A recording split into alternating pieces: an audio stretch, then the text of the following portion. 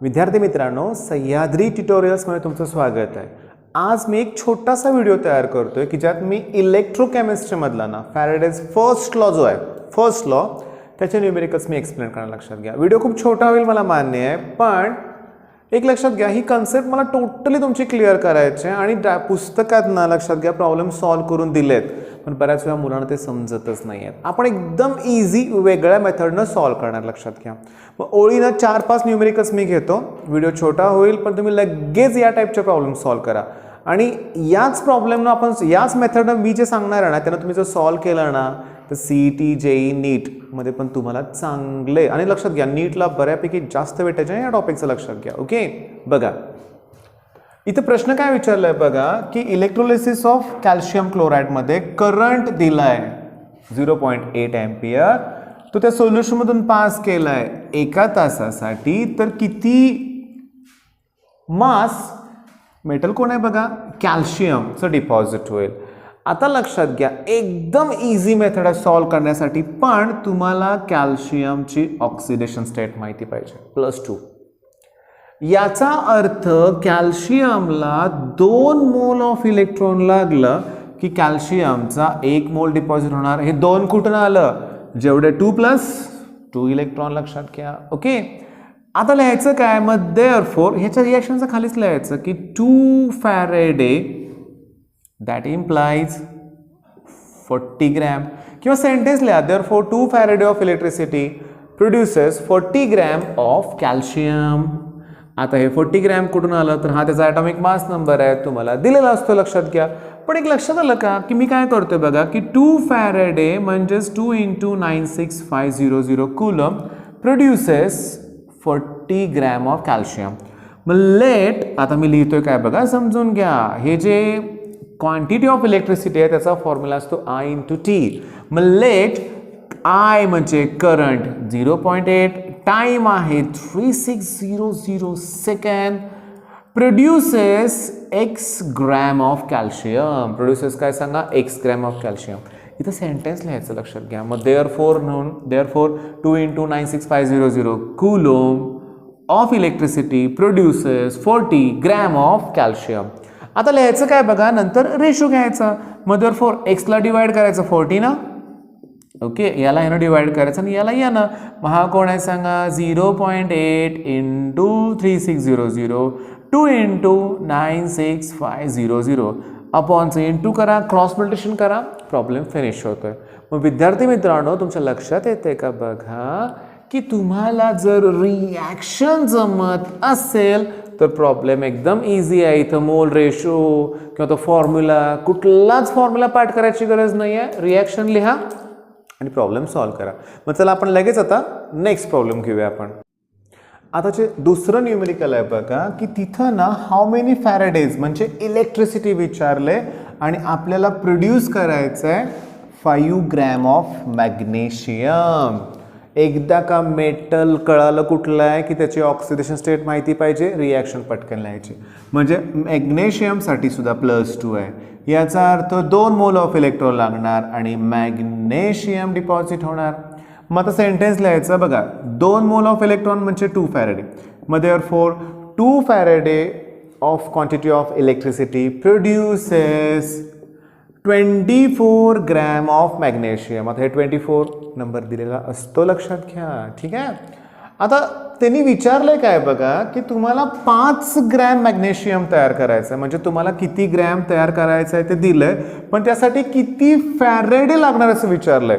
हे कोण आहेत, फॅरेडे, म्हणजे तसंच राहू दे ना, मगाशी ना पहिल्या न्यूमेरिकलमध्ये कूलोम पाहिजे होतं म्हणून 96500 न मल्टिप्लाय केलं, इथं मल्टिप्लाय करायची गरज नाही, फक्त असं लिहायचं की let x faraday of electricity is required to produce 5 gram of magnesium. Sentence लिहा, मग फक्त देअरफॉर साइन द्या। आता x ला डिवाइड करा 2 न, x ला 2 न, आणि 5 ला डिवाइड करा 24 न। मग हे 2 ने इकडे मल्टिप्लाय करा, क्रॉस मल्टिप्लिकेशन करा, तुम्हाला व्हॅल्यू मिळेल। मग आता मित्रांनो लक्षात आलं का बघा की रिॲक्शन लिहिल्यानंतर हे प्रॉब्लेम सोडवले की मार्क मिळणारच आहेत तुम्हाला। लक्षात घ्या, मनात काही शंका आणू नका, तुम्ही असं विचार करू नका ही वेगळी मेथड आहे, फॉर्म्युला लिहिला नाही, मार्क मिळतील नाही. मार्क मिळणार, लक्षात घ्या, मार्क्स मिळणार. ओके, मग दुसरं न्यूमेरिकल पण तुमच्या लक्षात आलंय. चला लगेच आता तिसरं न्यूमेरिकल घेऊ. आता तिसरं न्यूमेरिकल नीट बघा, इलेक्ट्रोलिसिस ऑफ सिल्वर नायट्रेट. मग इथं ना मेटल कोण आहे सांगा, Ag हा मेटल आहे. Okay, 0.42 gram of Ag produced, म्हणजे किती मास प्रोड्यूस झालं हे त्यांनी दिलंय, लक्षात घ्या. ओके, आणि त्यांनी विचारलंय कॅल्क्युलेट क्वांटिटी ऑफ इलेक्ट्रिसिटी. मग तुम्हाला हा टाईप पक्का लक्षात आला, लक्षात घ्या. बघा की या टाईपमध्ये ना तुम्हाला मेटल आणि त्याचे ऑक्सिडेशन स्टेट माहिती पाहिजे. सिल्वरसाठी आहे +1, याचा अर्थ त्याला 1 मोल ऑफ इलेक्ट्रॉन लागले की 1 मोल ऑफ Ag डिपॉझिट होणार. ओके, पण 1 मोल ऑफ इलेक्ट्रॉन म्हणजेच 1 फॅरेडे, आणि इथं असणार आहे 108 ग्रॅम त्याचा ॲटॉमिक मास नंबर. सेंटेन्स लिहायचा आहे, मग therefore 1 Faraday quantity of electricity produces 108 gram of Ag. त्यांनी विचारले क्वांटिटी ऑफ इलेक्ट्रिसिटी, मग लेट म्हणूया आपण की x faraday of quantity of electricity produces 0.42 gram. त्यांनी दिलंय ना. एवढं लिहिलं ना की आता रेशो घ्यायचा, पण रेशो घेताना समजून घ्या, फॅरेडेच्या खाली फॅरेड लिहितोय मी, ग्रॅमच्या खाली ग्रॅम, आणि मग रेशो घ्यायचा. मग एक्सला डिवाइड करा कशानं, 1, म्हणजे गरज नव्हती खरं, लक्षात घ्या. आणि याला यानं डिवाइड करा, 0.42 अपॉन 108. पण येणारा आन्सर कशात येईल, फॅरेडे. हे कॅल्क्युलेशन तुम्ही करा. पण जर तुम्हाला कुलोममध्ये पाहिजे असेल तर याला 96500 काय करावं लागेल, मल्टिप्लाय करावं लागेल. मग बघा सगळा टाईप इझी वाटतोय ना. आज मी फक्त फर्स्ट लॉ घेणार आहे, लक्षात घ्या मित्रांनो. मग लगेच चला आपण आता चौथं न्यूमेरिकल बघूया आपण. आता चौथं न्यूमेरिकल आहे ना, त्याच्यात आहे कॉपर मेटल. आणि तुम्ही जर JEE 2014चा पेपर बघितला ना, लक्षात घ्या की त्याच्यात कॉपर मेटलचाच क्वेश्चन आला होता. कोणता आला तुम्ही तुम्हाला एक्सप्लेन करेन ना, पण लक्ष द्या. विचारलंय काय, mass of copper metal by the passage of 2.5 ampere current, म्हणजे कशाची व्हॅल्यू दिले, करंटची व्हॅल्यू दिले. Okay, through a solution of copper sulphate for 40 minutes, म्हणजे टाईमची व्हॅल्यू दिले. जेव्हा आपण करंटला टाईमनं मल्टिप्लाय करतो तेव्हाच तर मिळते ना क्वांटिटी ऑफ इलेक्ट्रिसिटी, पण ती कुलोममध्ये मिळते, म्हणजे मला इथं कुलोम घ्यावं लागेल. आता मेटल कुठलं आहे सांगा, कॉपर. मग कॉपरची ऑक्सिडेशन स्टेट आहे +2. ओके, याचा अर्थ त्याला 2 मोल ऑफ इलेक्ट्रॉन लागले की कॉपर डिपॉझिट होणार, लक्षात घ्या. ओके, आता समजून घ्या की कॉपरचे 2 मोल ऑफ इलेक्ट्रॉन म्हणजे 2 फॅरेडे, आणि त्याचा ॲटॉमिक मास नंबर आहे 63.5 ग्रॅम. 63.5 ग्रॅम, लक्षात घ्या. मग बघा वाक्य काय लिहिलं सांगा, 2 Faraday of quantity of electricity produces 63.5 gram. पण मला तसं नको आहे ना, मला जर त्यांनी ह्याच्यात व्हॅल्यू दिली असेल तर मला याला पण 96500 मध्ये कन्वर्ट केलं पाहिजे कुलोममध्ये, आणि इथं लिहितो मी 63.5 ग्रॅम.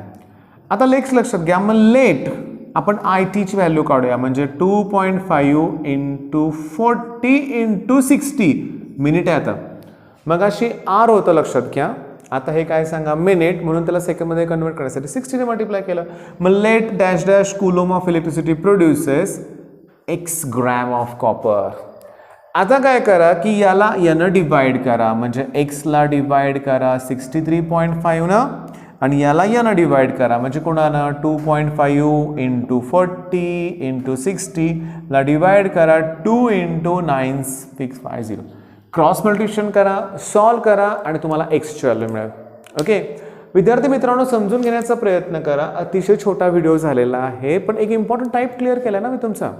आता JEEला प्रश्न काय आला होता बघा, हे एवढे अवघड प्रश्न ना हे पुस्तकातले बरं का, बोर्डला पण एवढं अवघड कॅल्क्युलेशन येत नाही. बोर्डला सुद्धा इझी व्हॅल्यूज तुम्हाला देतील की जेणेकरून लॉग टेबल लागणारच नाही आहे, हे लक्षात घ्या. लागलं तर अतिशय कमी लागेल. पण आता JEEला काय विचारलं होतं बघा, तुम्हाला माहिती आहे कॉपरचं मी आत्ता जस्ट इथं लिहिलं, लक्षात घ्या की बट तेच बघूया आपण. किती व्हॅल्यू आहे, 2 फॅरेडे. तुम्ही 2014चा पेपर काढून बघा, त्यांनी 2 फॅरेडेज दिले. त्यांनी काय दिलंय, calculate mass of copper metal deposited when 2 Faraday of electricity is passed through copper sulphate solution. Answer तुमच्या समोर आहे, मल्टिप्लाय डिवाइड करायची सुद्धा गरज नाही आहे. मग आता विद्यार्थी मित्रांनो, तुम्ही फॅरेडेज फर्स्ट लॉ आहे ना, तो करण्यासाठी तुम्हाला काय केलं पाहिजे, जे मेटल आहेत ना बघा, Cu ची व्हॅलेन्सी आहे 2+, Ag ची +1, ॲल्युमिनियम 3+, ॲल्युमिनियम किती सांगा 3+, त्याच्यानंतर अजून कुठलं रे बाळांनो, कॅल्शियम 2+, मॅग्नेशियम 2+. प्रत्येकाचे ऑक्सिडेशन स्टेट तुम्हाला माहिती पाहिजेत, लक्षात घ्या. ऑक्सिडेशन स्टेट तुम्हाला माहिती असतील ना तर रिॲक्शन लिहा, रिॲक्शनच्या खाली फॅरेडे किंवा कुलोम जे असतील त्याप्रमाणे लिहा, रेशो घेऊन सॉल्व्ह करा ना, लगेच तुम्हाला जमेल आणि मार्क मिळणार आहे. तुमचे मार्क कोणी कट करणार नाही आहे. बघा समजून घ्या, आज संध्याकाळी मी पी ब्लॉक ची क्विक रिव्हिजनचा व्हिडिओ अपलोड करणार आहे. काल भरपूर मुलांनी मला कमेंट बॉक्समध्ये ते कळवलं होतं, लक्षात घ्या की पी ब्लॉकची रिव्हिजन घ्या. बऱ्यापैकी मोठा व्हिडिओ आहे तो, पण पूर्ण बघा. मी स्ट्रक्चर सगळे त्यात एक्सप्लेन केलेत बऱ्यापैकी. प्रोसेसेस कुठले आहेत ते मी अगोदरच एक्सप्लेन केलेत, लक्षात घ्या, ते पण तुम्ही बघा. विद्यार्थी मित्रांनो, आता अतिशय कमी दिवस उरलेत, लक्षात घ्या. तुम्हाला आता इंग्लिशचा पण अभ्यास थोड्या दिवसांनी सुरू करायचा आहे, ओके. आणि बरेचसे चॅनल आहेत, लक्षात घ्या. त्यातले काही चॅनल्स, आता चॅनलचं दुसऱ्या कुठलं नाव नको घ्यायला, लक्षात घ्या, पण जे बेस्ट चॅनल आहेत ना त्यावेळेचे प्रत्येक शिक्षकांनी तुम्हाला काय सजेस्ट केलंय सांगू का, की सेल्फ कॉन्फिडन्स ठेवा. पण अजून एक महत्त्वाचं सजेशन प्रत्येकाचं आहे. आता फिजिक्सचं एकदम बेस्ट चॅनल कुठलं आहे तुम्हाला माहिती आहे, मग त्या सरांनी पण काय सांगितलं आहे की past years question paper, okay. Physics एक 2 बेस्ट चॅनल म्हणून आपण प्रत्येकाने ते सजेस्ट केलं की जुने पेपर सोडवा. काही शिक्षकांनी तर आता सांगितलंय तुम्हाला नाही केलं ना निदान 5 वर्षाचे तरी पेपर सॉल्व्ह करा. आणि विद्यार्थी मित्रांनो, माझ्या चॅनलवर मी सगळे जे इम्पॉर्टंट क्वेश्चन्स देतोय ना हे प्रिव्हियसली आजकडेच आहेत, लक्षात घ्या. मग उत्तम पब्लिकेशनचं बुक घ्या, नाहीतर टार्गेटचं घ्या, नाहीतर नवनीतचं घ्या. जिथं तुम्हाला प्रिव्हियसली आजकडे क्वेश्चन मिळतील ना ते करा, ओके. अरे पण ते पण करणं एवढं सोपं नाही आहे, लक्षात घ्या. हार्डवर्क करावंच लागेल. आणि आता तुमचं टार्गेट नुसतं पासिंगचंच असेल ना, ओके, मग या मुलांसाठी एक सेपरेटली व्हिडिओ नंतर तयार करेन मी. पण माझी तशी बिलकुल इच्छा नाही आहे. कष्ट करायचे, चांगला स्कोर करायचा, लक्षात घ्या. आणि एक सवय असू दे अभ्यासाची असंच. इथून पुढे तुमचं मग त्यामुळे लाईफ चेंज होऊ शकतो, हे पण डोक्यात ठेवा. ठीक आहे मित्रांनो, बेस्ट ऑफ लक. धन्यवाद.